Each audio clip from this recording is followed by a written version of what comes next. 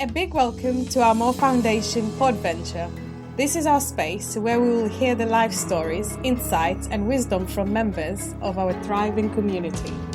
You will get the opportunity to learn from their life experience and hear the moments in life that have helped shape them. Mo is a growing global community of change makers and builders. We provide lifelong learning support to our community, enabling them to make a positive change and impact in our world. To find out more about Mo Foundation, please visit our website www.mofoundation.com or find us on social media. We look forward to connecting and learning about you. In the meantime, enjoy the latest Podventure. Welcome to the Mo Foundation podcast. My name's Darren Robson, and I'm really pleased today that I've got the wonderful Simon Hampel. So, Simon, welcome to the podcast. Thank you, Darren. Nice to be here. I can even see you, Darren. It's amazing. I can see you and hear you.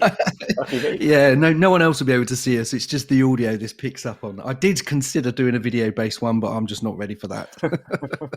I like to look very disheveled. Handsome today. Likewise.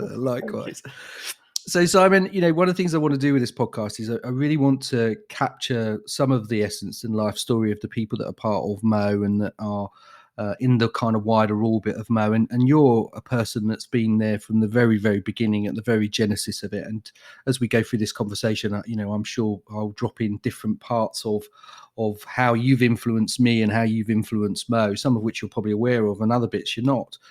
So I'm really looking forward to capturing that. But I wanted to first off say, I think I have to be really thankful to David Carter, because it's the only reason I met you is because I met David Carter, and then he invited me to his house one day and he said, "Oh, you should meet Simon." And that's when we first met, which I don't know how many years ago that was now, maybe 10 years ago. It must have been somewhere around there. At least 10. Yeah. Because I think at that time you just returned from being the CEO of Right to Sight. Is that right? Oh, yeah. So I came back in the summer of 2010. Yeah, so it must be 2010. There Yeah. you go. That gives us a bit of a sort of a gauge. But Simon, before we kind of get into that and where our relationship has developed and how you've supported and influenced Mo in the ways that you have, I'd love you to kind of share some of your story, because what I love about your story is, the kind of classic educational backgrounds that you've had, and then the kind of serial entrepreneur space you went into, and then you went into the whole world of contribution and charity. So let's start with, who is Simon Hampel and where did you grow up? And let's start from there, and then we'll flow into your entrepreneurial and your kind of contribution journey. Lovely. Love to, Darren. Thank you. So born in London, actually. Not often these days someone say I actually was born in London, and I'm living here 52 years later, so I'm 52. And Darren, I'm an old dad now, as you know. I've got a 3.5-year-old and a 1-year-old, which is rather amazing. So that's a hell of a journey, keeping me young. But no, born in London 52 years ago, and then Mum and Dad moved out to a place called Denham, which you may know, just outside London, sort of halfway between London and Oxford, due west, and moved there in 1970. And that's been our family home ever since, rather amazingly. So very, very safe, loving, trusting, very normal, really. We weren't awash with money. I never went overseas. I never went abroad until I was 18. All the family holidays were in Cornwall and Scotland and Wales. And it was just a couple of brothers and a sister. Dad was very academic. He's very, very, very intellectually able man.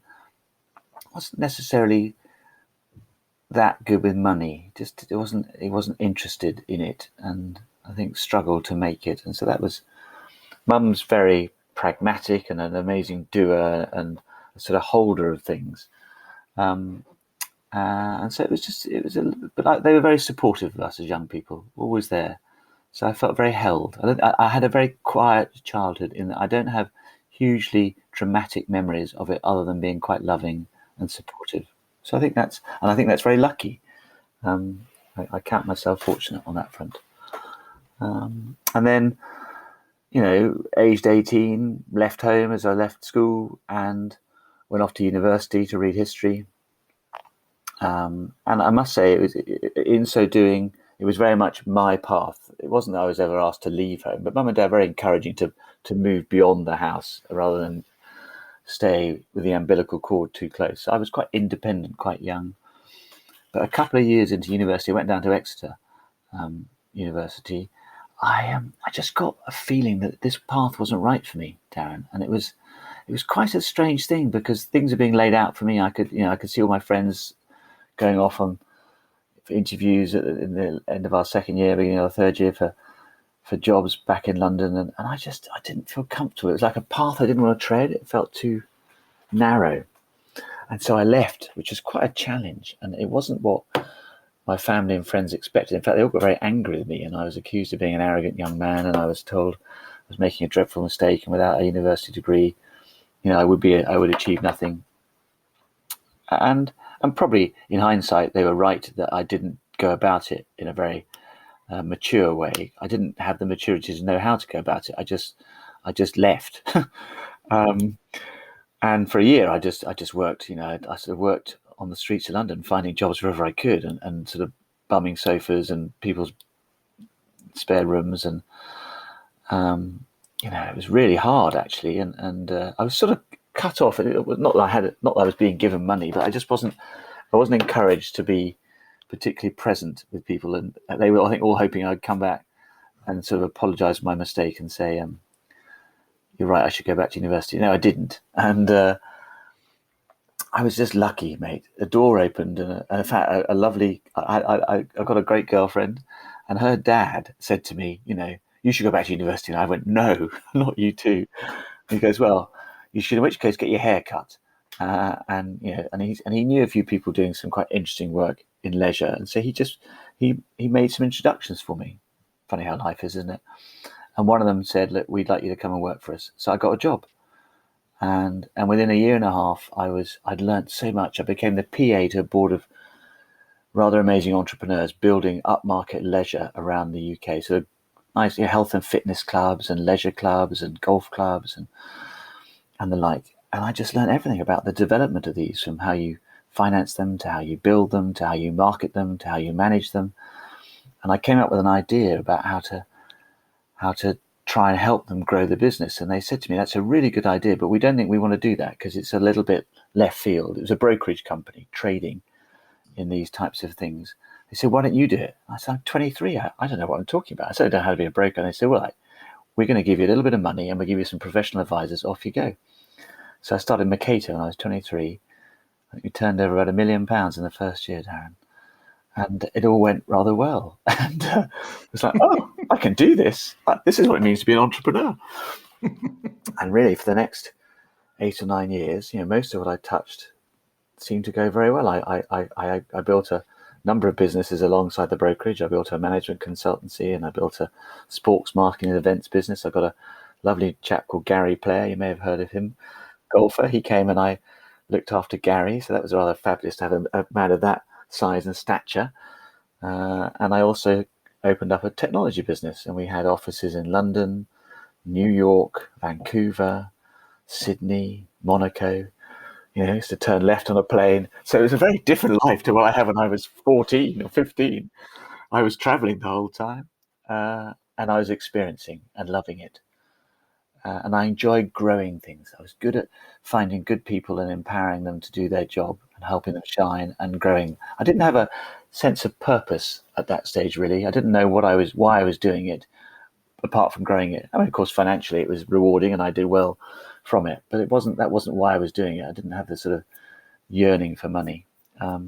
Just came with the success. And then, Darren, 2001 happened. 2000 was a dot-com crash, for those of you who remember back that far. And 2001, a lot of the software companies that were using the internet as a delivery system dropped in valuation by about 90%. They're called ASPs, application service providers, of which I was one in my technology business, and we were quite big.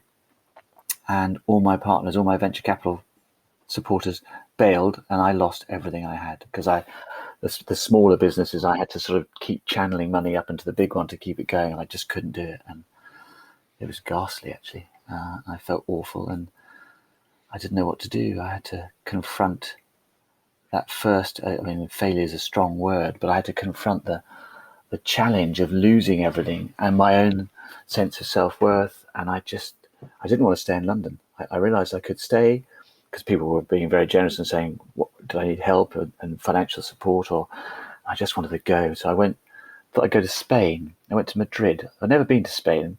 I'd been everywhere in the world, but I hadn't been to Spain. I always rather romantically imagined it'd be good to learn the language. And I thought, okay, I could go to Spain. I can find a job, basic job. I could learn some Spanish and I can just regroup. And it's warm. I got to Madrid where I had various friends who were working there, and I thought, well, they'll look after me in some way. They'll help me. I didn't tell them I was coming. I just arrived. I was so traumatized by the failure of the business. And by the way, I'd gone around the world closing all the offices, so which felt like a really important thing to do, to say thank you and appreciate the amazing work that people had given me, albeit it kept layering on further pain, because every time I turned out, I just felt worse about it. But I knew I had to do it. It was the right thing to do. Anyway, when I got to Madrid, I got mugged after 3 days, and I lost what was in my pocket. It was like, it's as if I was being invited to lose everything, the shirt off my back. And I phoned my best friend Justin, and he said, mate, do you want some money? Do you want to come home? And I said, no, I don't want to come home. I want to stay here. But I'm not going to stay in Madrid. I need to go somewhere else, because all the people I went to see weren't there when I arrived. They just everyone was not there. They on business trips or on a holiday. No one was there. So I went to the train station in the middle of Madrid, and I sat there looking at all the names of the places the trains were going to. And I thought, wow, when I like the name, I'm going to go there. And as I was doing that, this really lovely blonde girl walked off a platform, and I thought, gosh, you look like an angel. You look so happy. So I stopped her. She thought I was very weird. And I said, excuse me, do you speak any English? Because I spoke no Spanish at all. And she looked at me and said, yes, I'm German. I laughed and went, well, Germans speak amazing English. And she smiled. And I said, can I just say, you look so happy. Where have you come from? And she said, Sevilla. I said, oh, what's that like? And she said, it's warm, beautiful, cheap, and romantic. And then she left. And I've never seen her again. Whoever she was, I don't even know her name was, but an angel guided me to a train to Seville, which I went to. And within a day, Darren, I had a course in Spanish, a job, and a place to stay. Isn't that amazing? It's amazing. It all just opened up. And in fact, the place I learnt Spanish in was called Carpe Diem, which is rather made it even more appropriate. And I lived very humbly there, working on tables and just doing whatever I could do to earn money. And I earned in a year what I used to pay myself in a week, and I had an amazing year. And it's a real life lesson around what's important, what money means, and also about trust, because I had to trust life. I had nothing else. I just had to engage with it. I could have hidden. I could have become smaller and stayed away, but I had to walk into life. It helps that Seville has 300 days of sun a year, and it's got good beer and lots of dancing. So there's a spirit there that also helps to reconnect you into life. And at the end of that, Darren, all the air miles, I had millions of air miles because of all my traveling, and I had no money. And I suddenly thought, gosh, I now speak pretty good Spanish, because my Spanish friends I made there refused to speak English, which meant I had to speak Spanish. And I think I often sounded like the policeman from Hello, Hello. He says, well, have you ever remember Hello, Hello? I definitely was that bloke. Yeah. Anyway, I thought I want to go to South America. I've never been to South America. I've never been to sort of remote parts of the world. I've always been in cities. So one brother gave me a rucksack, and another one gave me a tent, and my sister gave me a sleeping bag. And that was it. I had that, and I had my air miles and, a few euros, but nothing really. And I crisscrossed South America for a year, living by my wits. And I suppose a sense of my leadership skills, because I kept finding myself in places where I was a bit older. At that stage I was 33, 34. And so most of the travelers doing that route were in their early 20s. And so, if I went into a bar, I'd end up running it just because I could do that, which meant I got a bit more money and a bit more security. And I often got a bed over whatever it was, it would sort of work.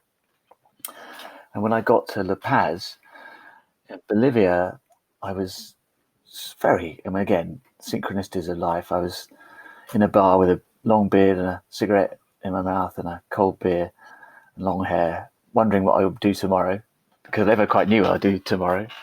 Mañana, as the Spanish say. And I saw it in this bar. It was in the back streets of La Paz. There was a bloke, English, but I didn't know he was English, but he looked very English. He was an oldish chap with a blazer and tie on. It's like, what are you doing here? It's like Candid Camera. You can't be real. And he was standing at the counter trying to order a drink in English, in quite a posh accent. It's like, no. So I got up and I, of course, got his drink for him in Spanish. And he said, do you speak English? And I said, yes. And he says he bought me a drink. So, of course, I naturally joined him because why would Here was a bloke buying me a drink. And after about 3 hours of conversation, he said, I'm going off down the Amazon tomorrow on an expedition. Do you want to join me? And I was like, blimey, are you for real? You know, I was a bit suspicious, actually. So even though I was a bit trusting, that was like quite a thing. He said, tell you what, I've got a group of people coming to the airport tomorrow. A few people coming with me. Why don't you turn up there? And if we all like each other, you could join us. I thought, well, that's fine. So at 11 o'clock, I turned up at the airport. 30 people got off planes. A colonel in the special forces of the Bolivian army, Hugo Conejo, turned up with a group of his soldiers. And this transpired to be quite a big expedition. And we were all standing there, and John Blashford Snell was the name of the explorer that I happened to meet at the time. He and Ranulph Fiennes had this organisation called SES, the Scientific Exploration Society, and they were leading an expedition into the Amazon. There you are. So I discovered that, and it was classic, Darren. We were all standing around, and John suddenly clapped his hands. He says, "Quiet, everyone! I've just got to shoot off to the embassy. Got a few permits to sort out. So I think we should all go back to the hotel and let's meet up again about 1 o'clock, and we can go through, what we need to do for the day. Simon will tell you what to do." And I thought, great, there's another bloke called Simon here. So we were around in a circle until we got round to the centre that I was the only one called Simon. I thought, what's that mean? I thought, well, actually, I know where his hotel is and I can arrange buses because I speak Spanish. So I did what was required. And it transpires, wily John, that the reason he was in that bar was I think a day or two before, his number 2 and Spanish speaker had fallen ill and wasn't around. And basically, he just needed someone to help. And happened to be me. So I ended up, de facto, sort of being his number 2, and so sort of I'd go and sit outside his tent and get instructions, and then I sort of trying to bring the team together. And not as I was an explorer, I had no idea what I was doing, but I looked the part, my long beard and my long hair and the like. And I was 5 minutes ahead of everyone else, and it was an amazing experience of 3 months of living in remote, Bolivia, and I loved it, and I really loved the connection with the local communities, and we did aid work while we were there. It was very inspiring, actually. And then John said, look, in the sense, I know your life story now, Simon. You're not doing anything else. Why don't you help me and join us and lead expeditions? And so I spent the next 4 years taking scientists and aid workers away to remote parts of the world to do research and aid, and took a couple of teams down into the Gobi Desert, team up into the Himalayas, team down the Blue Nile, from Ethiopia to Sudan and back into the Amazon, actually. So just amazing, and really it's so different to my previous life of connecting to our humanness and the similarities that we all have, albeit the colour of our skin may be different, and our religious practices perhaps slightly different, but the basic components of life are the same. And I learnt that as I spent time in these extraordinary places. And then a guy from 3i who owes money I'd lost, I'm sorry if you're listening from 3i, on my businesses. I used to come back occasionally and give talks around leadership, because of course I'd learned both the good stuff and when it went wrong. And he knew a lovely NGO, Right to Sight, Tackling Needless Blindness, who were looking for a new chief exec and someone who was commercial but had lived remotely. And he said, I think you'd be the right man for that, Simon. I thought, I've got no idea what needless blindness is. I've never done anything like this in my life. Anyway, I ended up becoming chief exec of Right to Sight, and I was sent to southern India to go and learn my trade. And I, by the board, who are mainly amazing doctors here in the UK and Ireland. And I lived in hospitals in southern India and Tamil Nadu, and just discovered what it means to help restore sight. Sadly, there are more people needlessly blind than have HIV in the world. It is so tragic because it's needless. I spent the next 4.5 years, having learnt my trade in southern India, persuading those amazing Indian doctors and nurses to come with me across Africa and other parts of India and Southeast Asia and develop eye care solutions, but in a sort of format that was not just only philanthropic. It was very much more of an early social entrepreneurs model enterprise, which of course is much more prevalent now, but wasn't so much then.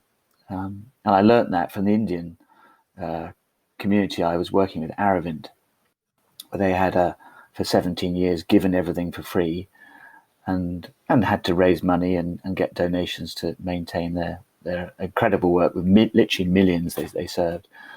And then one day the founding doctor, Dr. Fekanswamy, who's sadly no longer with us, but he sort of noticed that someone would come into one of their hospitals and the poor receptionist or doctor would be the one deciding who could afford what or not. And he said, this is crazy. So he just said, we're all able as humans to make our own decisions. So we should have one door that says free and one door that says paying. And then we can choose, they can choose what they walk through and we'll trust them. And we won't tell them we don't believe them. And at the top of the hospital, they'll have exactly the same services because that's the way we do the eye care. And they'll just go through a different system to get there. And they've been doing that ever since and making a surplus they can reinvest in the growth of that incredible work. And I was very struck by that as a brilliant way of helping. And so we took that model on. I think probably the same today, but broadly they were about 60-40. 60% would go through the free door and 40% through the paying door. Very inspiring. And I loved it. And at the end of it, after 4.5 years of an emotional roller coaster, because of course you can't imagine seeing people have their eyes restored. There's no dry eye in the house. It's just so emotive.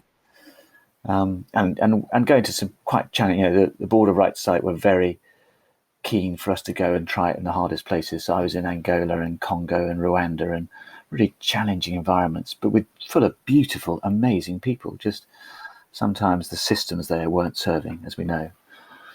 I knew I had to resign, Darren. I had to come home because it had been a long time I'd been walkabout, and the family were all getting married and having kids, and my friends were too. And it was like, I kind of want that in my life, that I'm now in my early 40s. If I don't do it soon, I never will.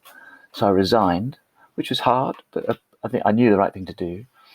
I went back to say thank you to the Indian doctors and nurses, and in so doing, they were talking about this man on a hill, a 5 hours drive away from Madurai in Tamil Nadu. If anyone, the listeners knows where that is. And they said, you should go and chat to him. He's an interesting bloke. So I got on a bus and I went there for a day, there being a sort of Zen campus, really. Monastery is too big a word for it, but a Zen home. And the man I went to meet was a Zen master, Jesuit monk. So a very unusual man running these two beautiful philosophies, religions, however you want to describe it, in parallel. Unusual in being able to do that with permission. And I had a month of silence with him and a month of conversation and about 8 hours of meditation a day, and it nearly killed me because if you've never meditated before, trust me, it's not easy to do it 8 hours a day. In fact, sitting for 25 minutes is incredibly painful. And I was close to running away 2 or 3 times, but I didn't. And I think that was an amazing thing because I came out of it with a practice that I've never lost. I'm not sure I'd have had this deep practice if I hadn't have been so fortunate to have had an extended period with him. I'm also conscious I've been talking non-stop, and I should pause and let you jump in. No, it's wonderful. It's you don't need to let me jump in at all. You can just keep going. I'll just drop some little pebbles in just to say at some point do share the story of the metatarsal because it's one of my favorite stories.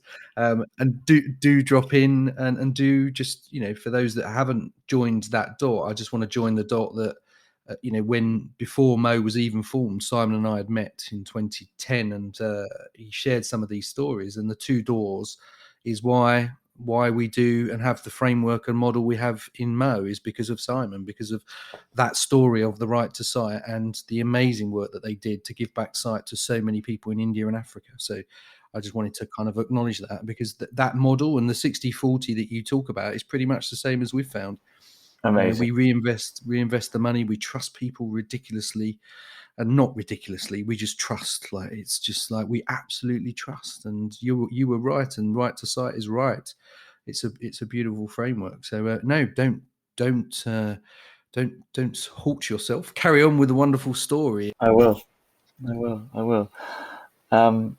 Well, the fifth metatarsal, for those you don't know, is the dew claw, and of something. In this instance, it's a dew claw of a Tarbosaurus bataar, which is the same name as a Tyrannosaurus rex. And yes, I had quite a few moments on my expeditions that I haven't touched on. One of them was Darren is alluding to, was in Mongolia, in the Gobi Desert, in the middle of nowhere. I mean, such an extraordinary place. We saw no living thing for 7 days and no water. You imagine how bleak and yet beautiful landscape that was. And I had the lead paleontologist from the University of Ulaanbaatar, which is the main city in Mongolia, with me, Alt Angel Perle, and a group of paleontologists, and we were looking for dinosaur fossils. And I was the expedition leader, and he, over one day, just began to explain to us how we would go about this process, and encouraged us all to go off out of camp. We all had our walkie-talkies and our water, and to go and follow the dry riverbeds. And he said, there's a sort of layer here of 60 million years ago of fossils, and let's see what we can find. And on the first day, I came over a little crop of stones and sand, and I saw lying on the surface some bones. And I thought, that's strange. And I thought, just a minute, I'm being set up here. They've laid out a load of bones, and they're all hiding behind those rocks, and they're going to just roar with laughter and wet themselves.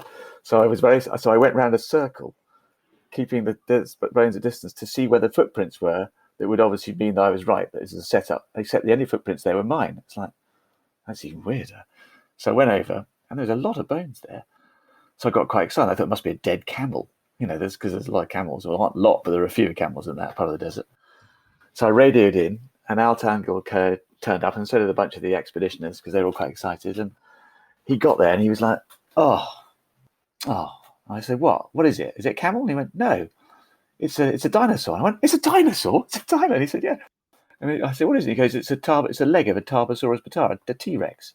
I said, you're telling me this is a T-Rex leg? And he went, yeah. I said, what's it doing on the surface? He said, well, the sand has been blown off it. This is the layer I was telling you about. It's amazing. It's just here. And he was quite sort of, not one of those. We found a few of those. We don't need another one of those. I was like, we were all so excited. And then he looked down, and then he found this. It's like the size of a cucumber, a small cucumber. It was broken in half in the middle. And he said, he was incredibly excited. And I said, what is that? And through the translator, he said, this is the fifth Metatarsus vestigial. This is the dew claw of a dinosaur, of a T-Rex. And we've not found one in this complete form before. So we can take it back now, and we can cast it. And then all the skeletons that you see in the museums around the world will have that added to the skeletal record. Of course, it has nothing to do with me. It'll be named, I'm sure it was named after Arcangel Perle, but because I thought I found a dead camel.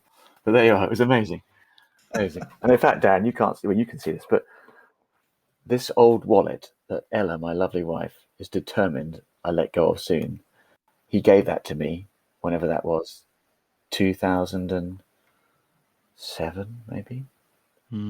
That's his old, and it was his wallet, and he just said it was like his gift as a thank you. And so that's his wallet, which I still have, and I use every day when I think of him. Wonderful. Yeah. Wonderful.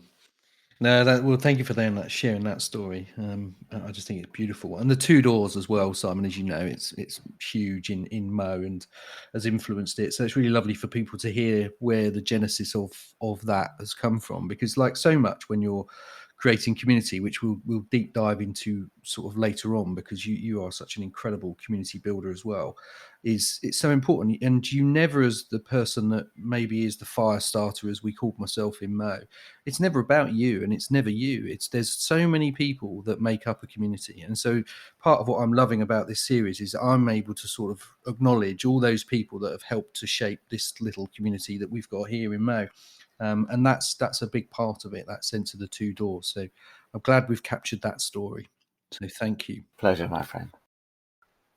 And then you've got into something else, as well as the Mo podcast, which I'm starting now. I've just done one for the Association for Coaching, and I've done it on health and wellbeing, which is something that I've more and more important, I think, for all of us.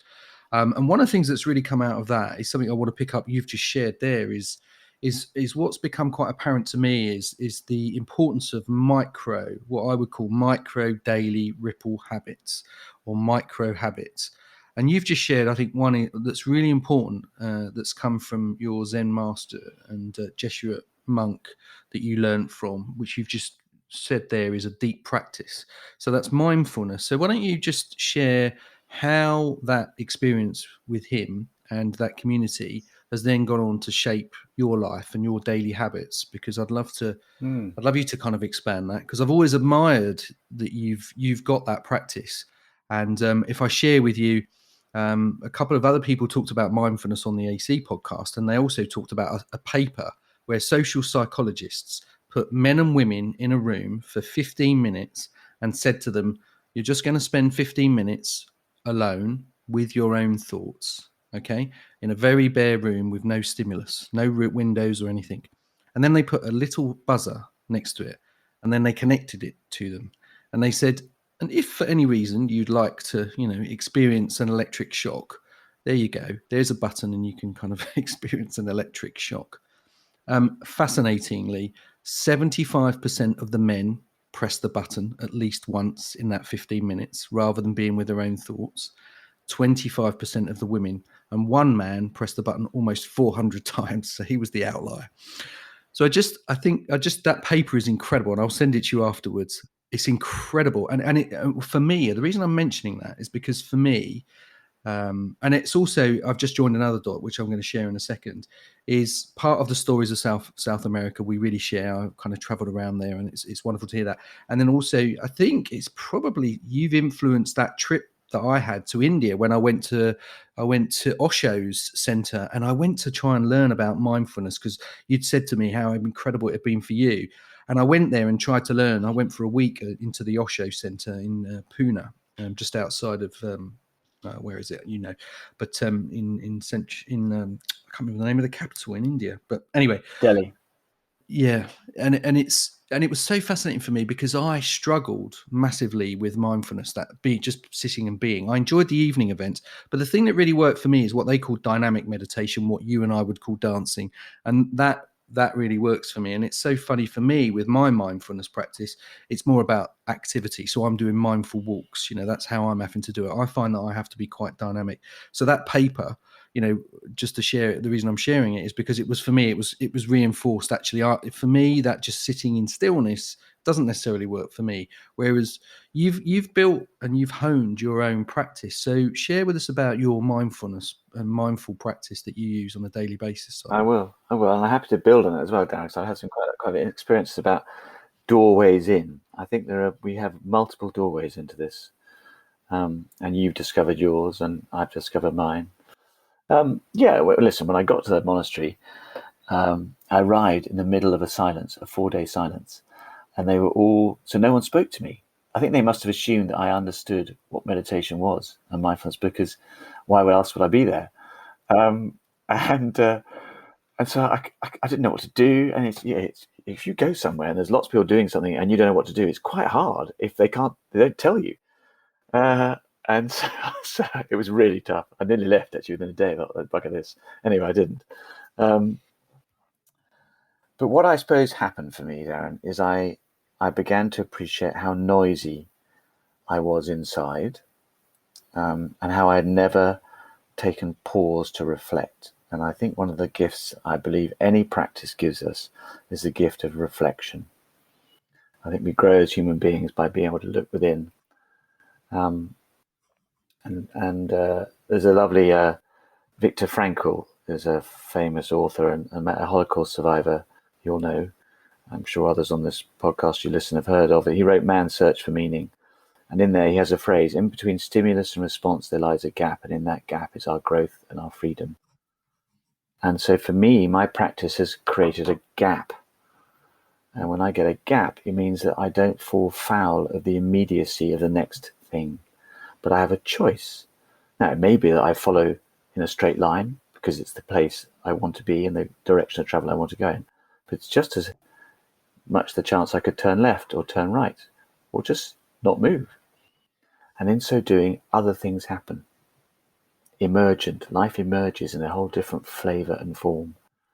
And that's what I've discovered by my practice. And my practice since I left that monastery is anywhere between 15 minutes and 45 minutes a morning. I sit and meditate because that's what works for me, but I recognize that many do something similar but not the same in order to find that space, that stillness inside of yourself. And I also do a bit now of Qigong, which is an energy-based movement meditation, maybe more to your liking, Darren.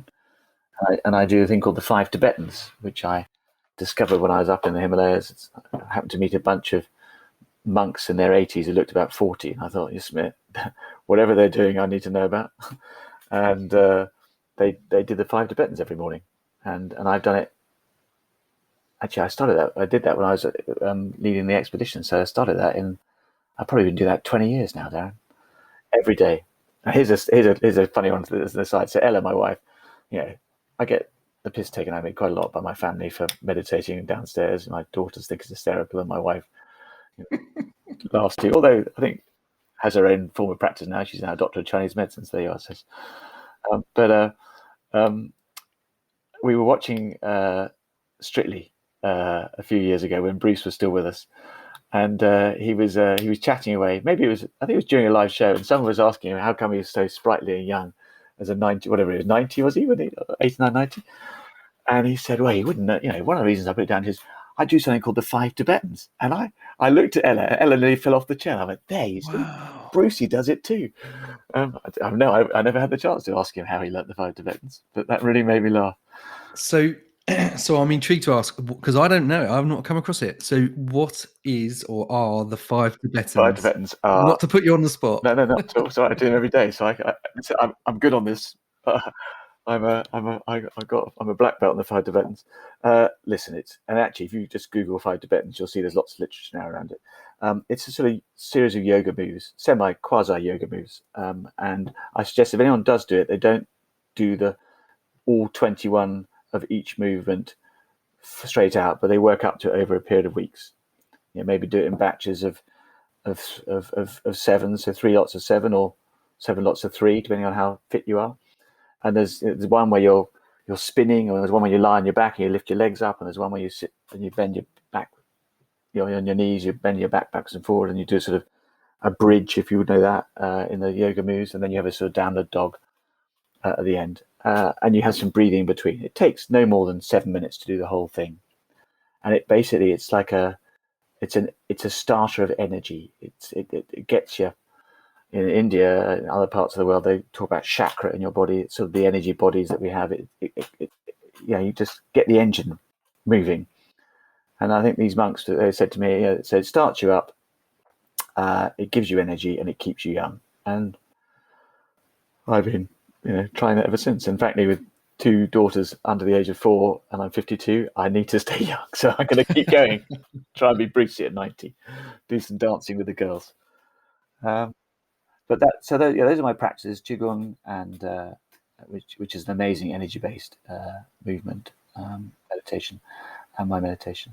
And I think I speak to many things. I've had some quite powerful energetic experiences in my body, which are rather extraordinary.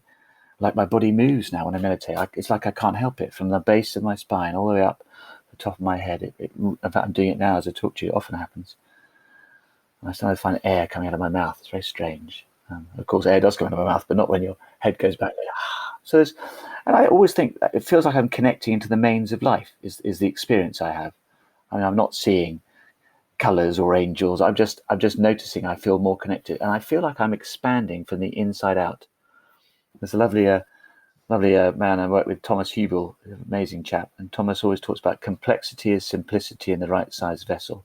The challenge we have today is that our vessel isn't big enough to cope with the complexity of life. And I feel for me what's been happening with my practice is I've been expanding my vessel to cope with the complexity that life throws at me, and to be able to make it more simple so I can make better choices and different choices.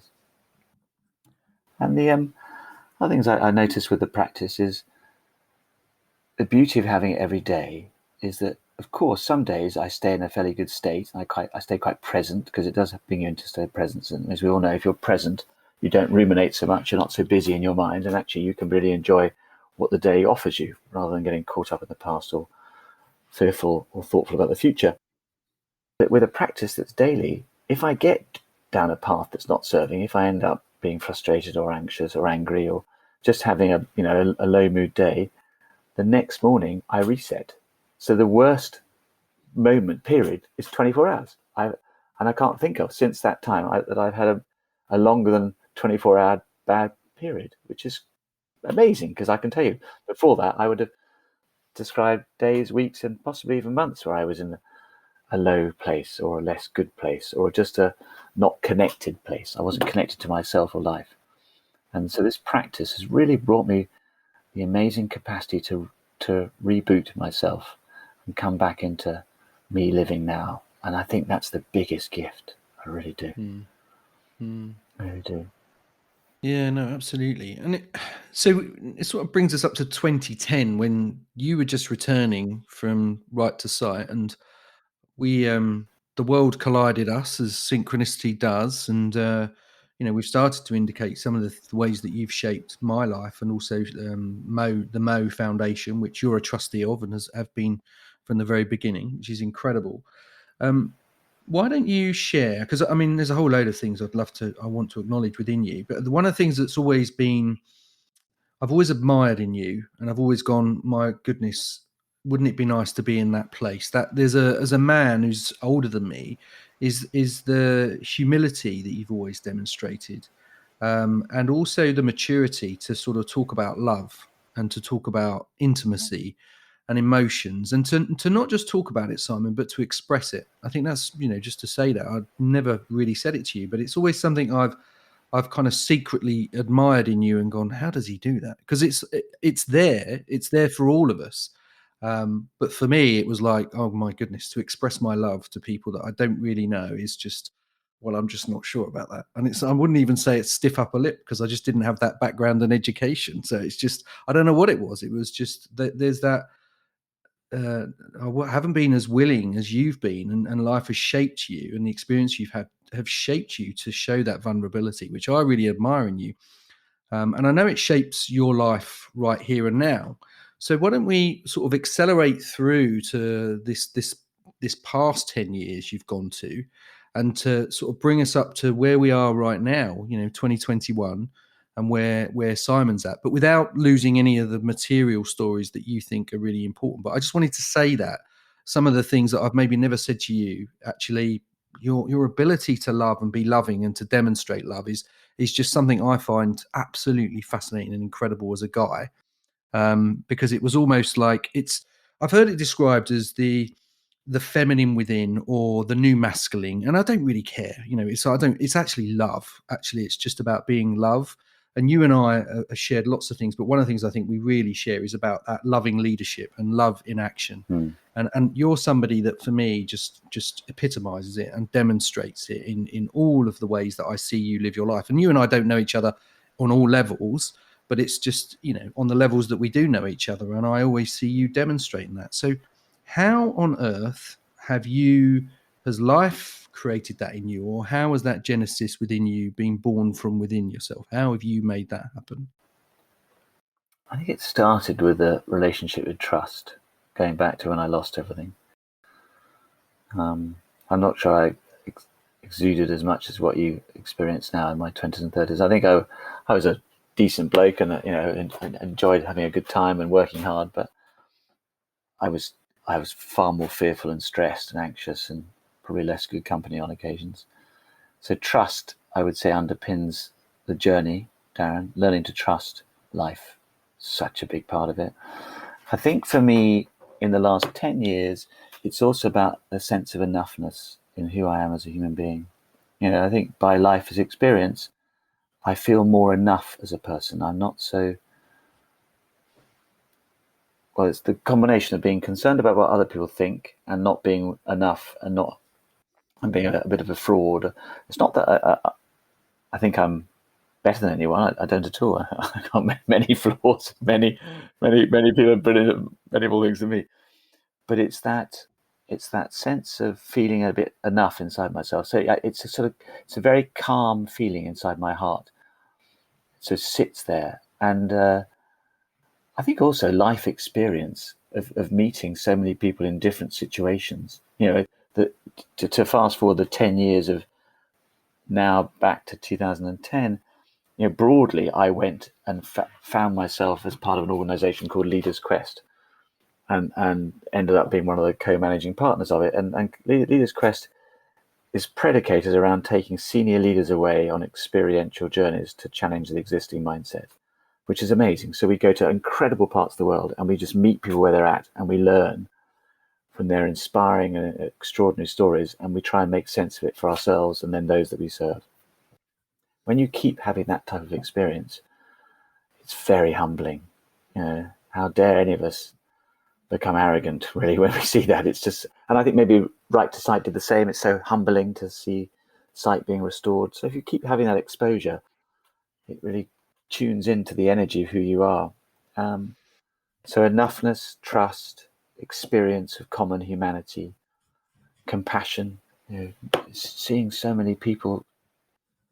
I'd come back to London and see my parents, and Dad would complain that the newspaper was delivered late and was cross. And I'd just come back from somewhere where, there was no running water, there was no electricity. So your perspective was also very different. And I think when you're able to shift perspective and get outside of yourself, that also helps hugely.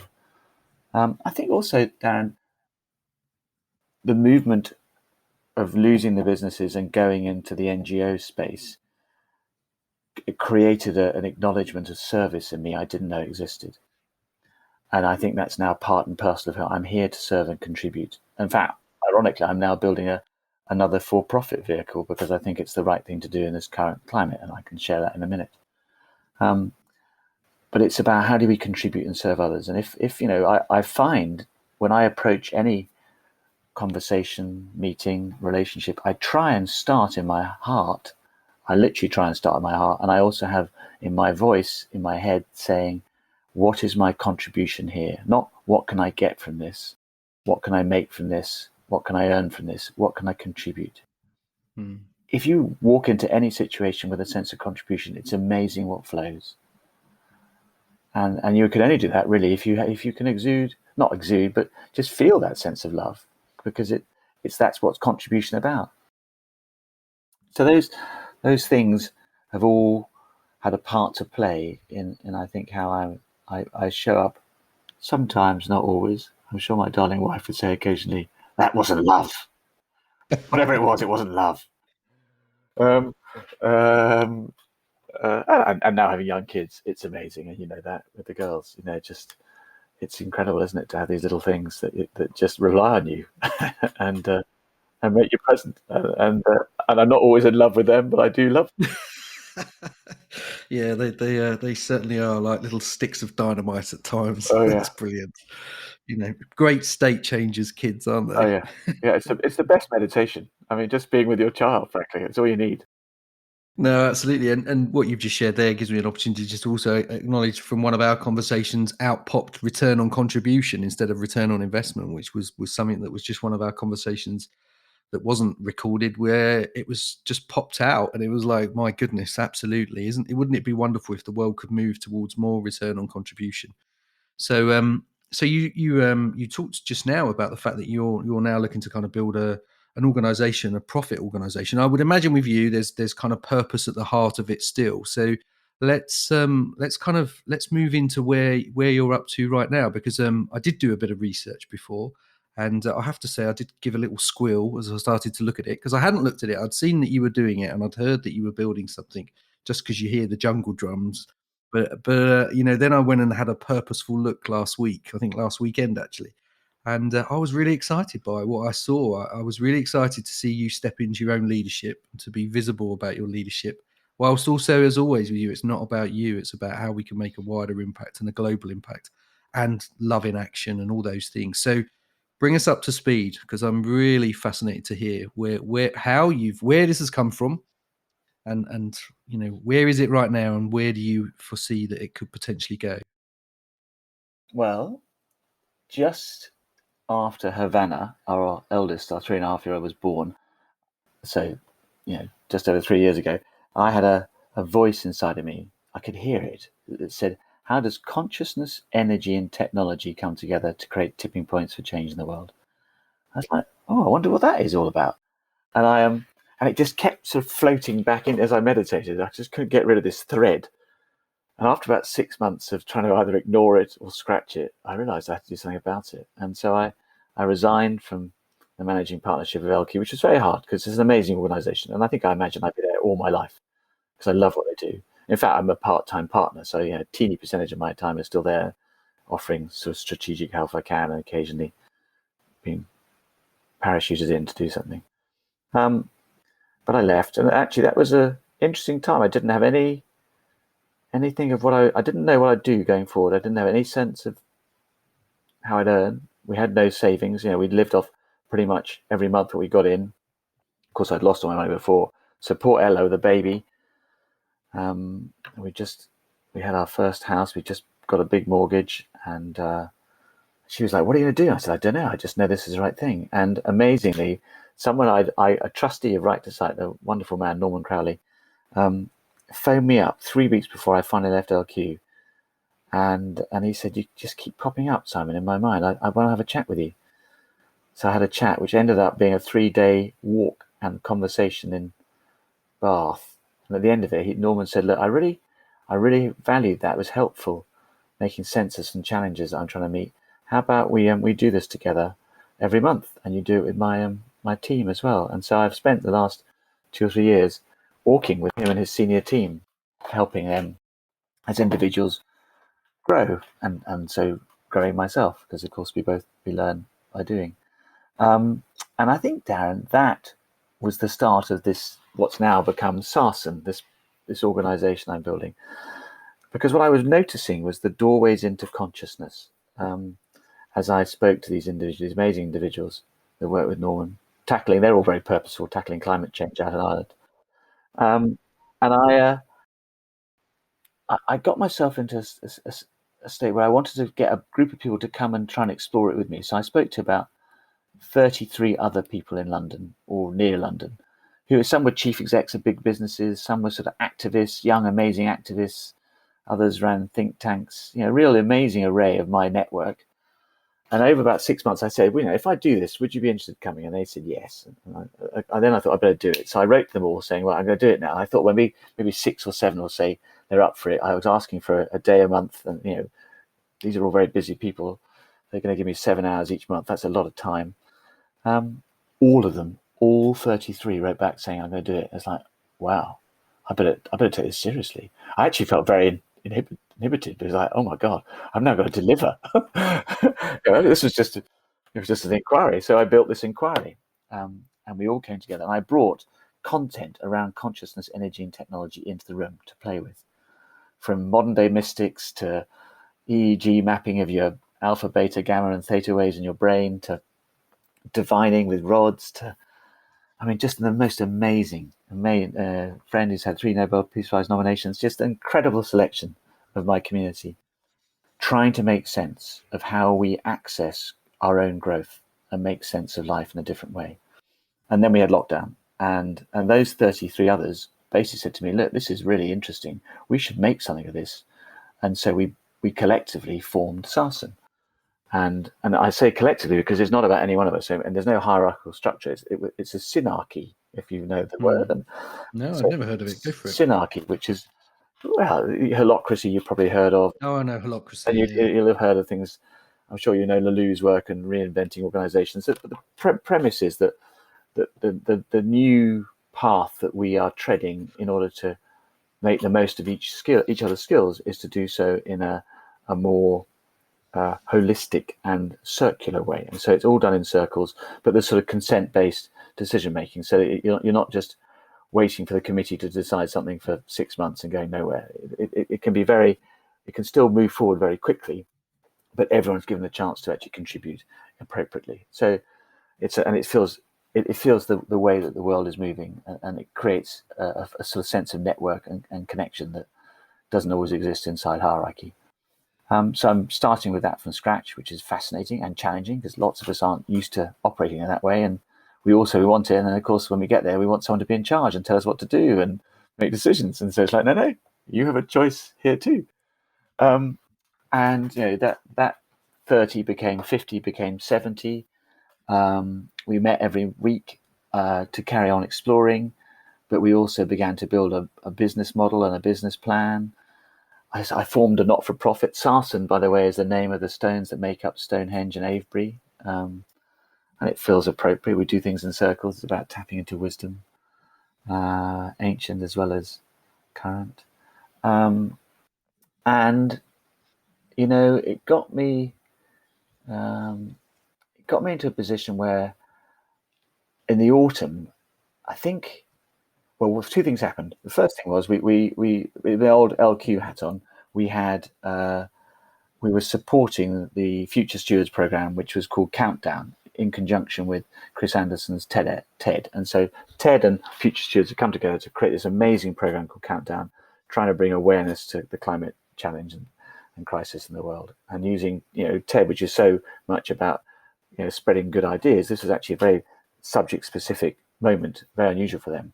And so 500 organizations did TEDx's, and I thought, okay, Sarsen can do a TEDx, and we'll do one around consciousness and climate change. Because for me, if we want to change something outside, we need to change within first. And so we did a wonderful 4 speakers. Mate James Thornton, who runs Client Earth, was one of my incredible man, doing amazing work.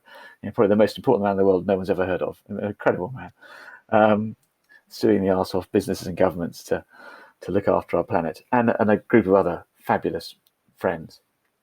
And that was a spark, I think, that got me thinking, this is not just for a few people, this is for many people. And actually, I realize now that that's when I looked out and thought, actually, this is something that we ought to try and bring to many millions of people, in humility and in the realization that it won't be easy, but actually it's available for all of us.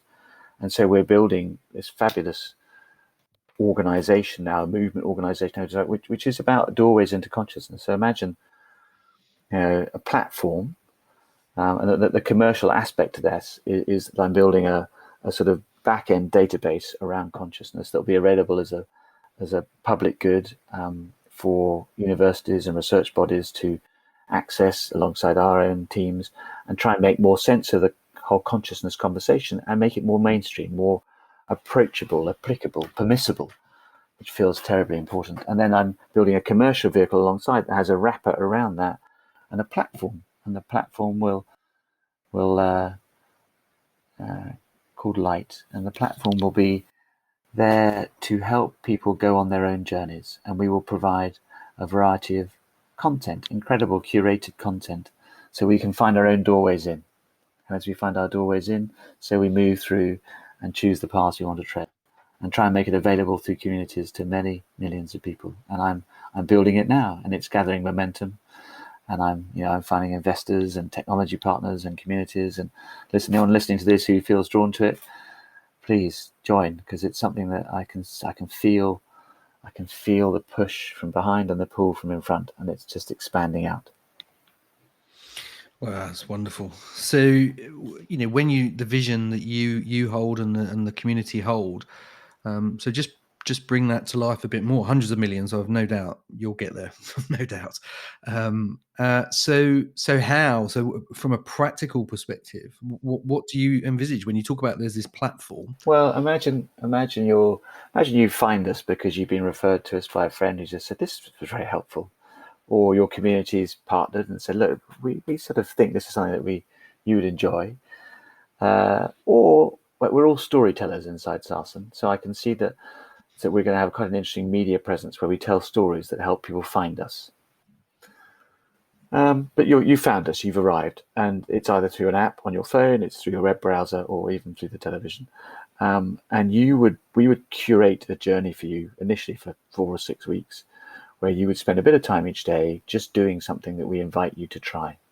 So when you talked about the practice, it would be a multiple number of practices that you could try, some of which would be, like meditation and mindfulness and yoga, but others completely different, gardening and being in nature and dance and baking. I mean, there's just so many ways of doing this. And in that 4 to 6 week process, you come out of it thinking, gosh, that was really helpful. I notice that I feel a bit different. I think there's a felt sense.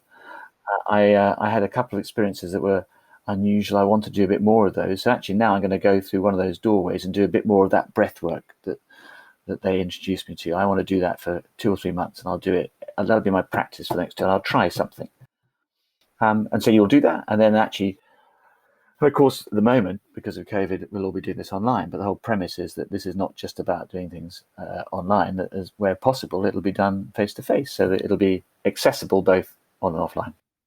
And I think what happens then is if that journey is appealing, and if you feel held and safe and learning, and there's a community of others doing the same, then you can grow with that. And the community aspect's therefore very important, because it holds us all to learn together. And ultimately, we get the other side of that, which is people saying, gosh, I want to do more of this. And so they continue on. So I see this being something that people can do over an extended period of time. And the journey that you anticipate, as much as you can, because it sounds very experiential and on your terms.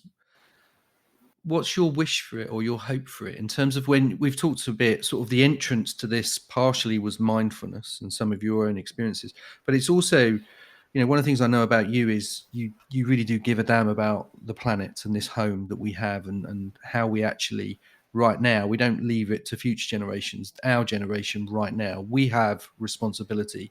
We have an accountability that we need to look in the mirror and see. And we need to be better stewards of this beautiful planet, this heaven on earth, quite frankly, that we're privileged to be here. And to be here and to be aware and conscious. And for me, consciousness is aware of being aware. And there's multiple other levels that people have, and always want to hear other people's perspectives. What's your hope and the community's hope that we can start to create? What are some of the conversations and some of the contributions, Simon, that you envisage? Thanks, Darren. I often, at least to myself, say that for me, consciousness is the totality of our lived experience, 5 senses and beyond. And so, with that question in mind and with that framing, I would hope that this expands people in their perspective and lived experience. And the reason why I think that's important is because of the challenges that so many of us are having to meet at the moment, which we can move through, the anxieties, the fears, the worries. But in part, that's because our systems are breaking down. If you look more broadly, we know our systems are breaking down, whether political, commercial, climate, and the like. And we need to lay down the groundwork for new organizing systems that are going to break through. But they're only going to break through at the edges of life. They never break through in the center. And they're going to break through when we individually begin to open up to the opportunity of that. And so for me, why am I doing this? I think Sarsen is one of hopefully many movements, organizations, groups that are coming together in their own way around the world that say, look, we have to take responsibility for ourselves and each other. There are other pathways available. We can create that opportunity for people, and in so doing, different action will come from it. And it's not for me to say what that action is. It's not I don't have permission for that, but I have permission to try and help people create the space for new choices that lead into new action, which is appropriate and needed. And that's when I see the breakthrough happening as the green shoots begin to grow. So we're just busy working the soil. That's, I suppose, what we're doing, is working the soil, laying the groundwork. And if we can work with enough people, then that will be so fertile that the new systems will begin to emerge, which are more serving of all of us, which is what we're crying out for. Beautiful. It's so interesting. I think you and I had a conversation last year when I was having a thoroughly interesting time mentally and psychologically, and it was really interesting. But sort of one of the gifts from that moment was what I experienced was high fidelity systems. We're moving to this space of high fidelity systems where there's this huge interconnectedness of communities and people that all start to awaken and go, actually, we really do. We need to be much more mindful and meaningful in the way that we're looking after this planet. And then the rise of the feminine, not female, the rise of the feminine, from ego to ecosystems.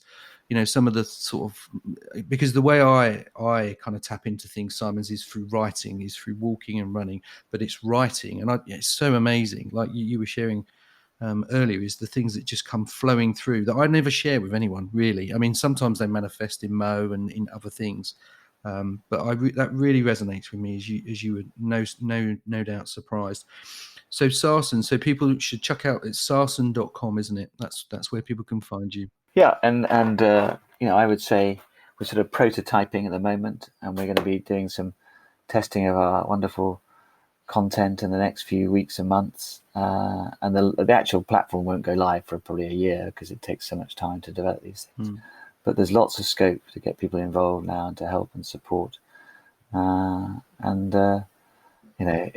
an amazing journey, Aaron. It's emergent. It's I tell you what, one of the things that I'm having to work with, which is fascinating, is is to allow something to emerge with patience and yet still be moving forward and acting. And it's a very beautiful dance.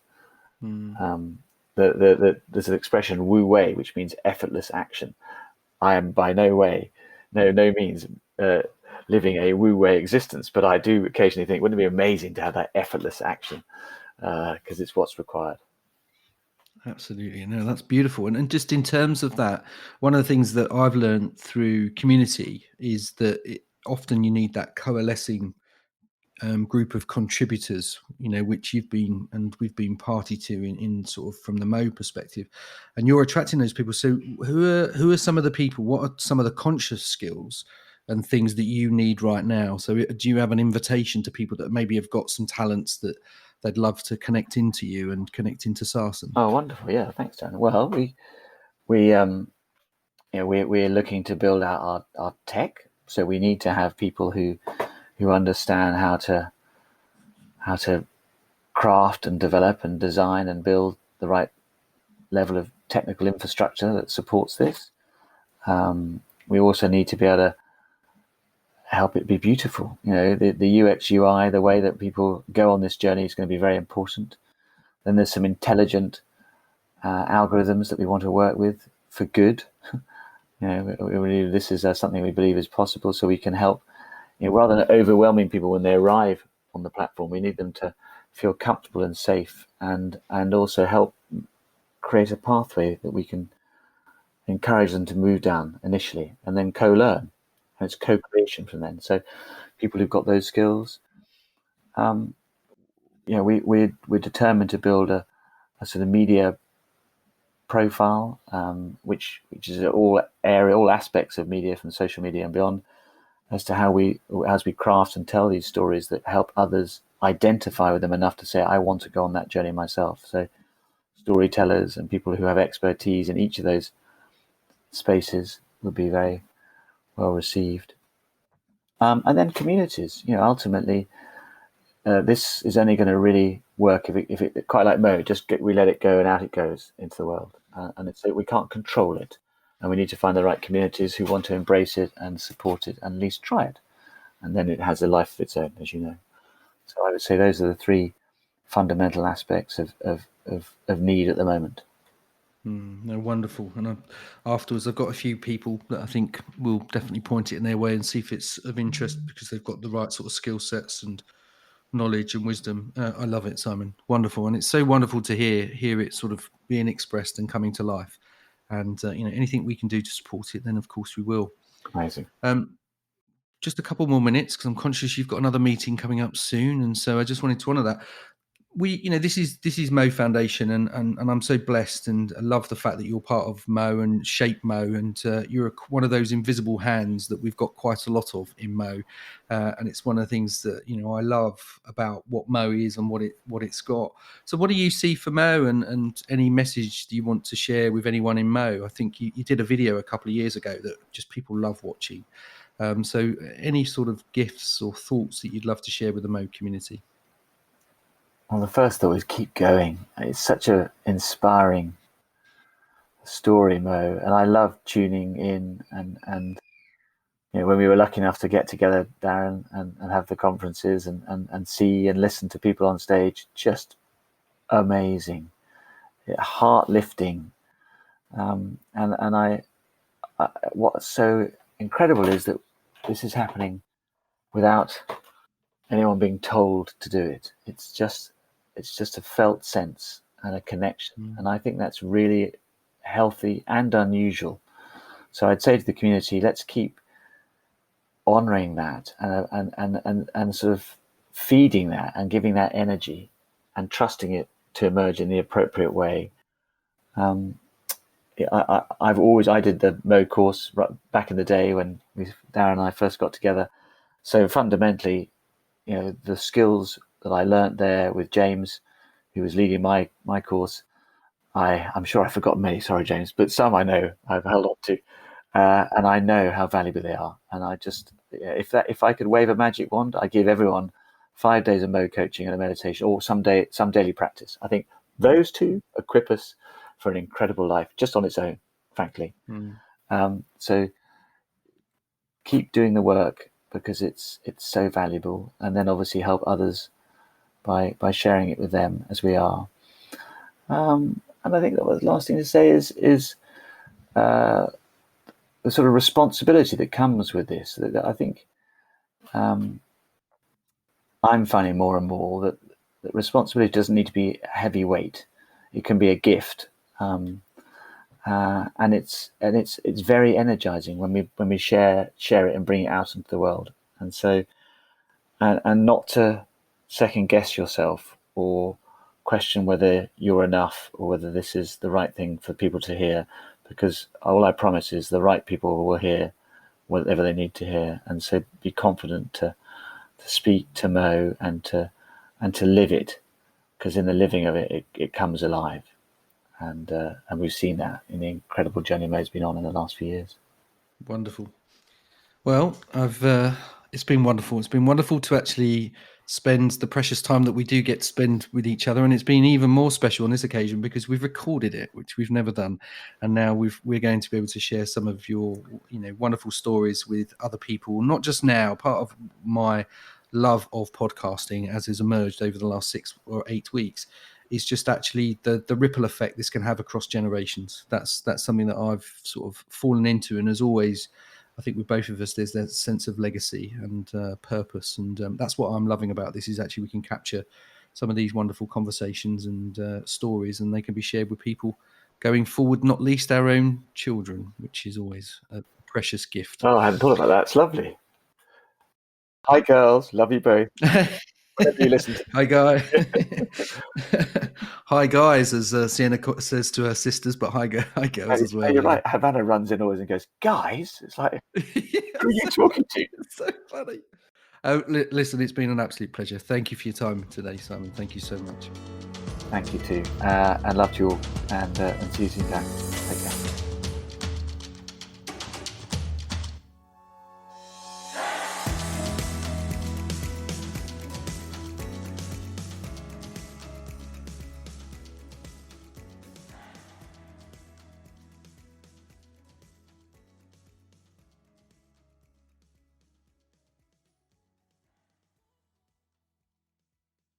Now, this is a message for anybody who thinks that life coaching might be the right calling for you, but you're not sure how to attract new clients. So on the 17th of April, we will be having our next Mo Digital Academy. Keely Vuong White, the founder of Kia Ora Coaching, is going to be talking to us about how to attract clients as a new life coach, a 90-minute long introduction to marketing. Now, she's had a fantastic life and has spent 15 years in international corporate marketing and has also learned a thing or two about setting up a business. And she's also done her coaching with the Mo Foundation. So she's going to be running a fantastic workshop. We hope to see you there. If you're interested and you'd like to register, then please find more information on our website. That's mofoundation.com/calendar. Thanks so much, and we will see you there.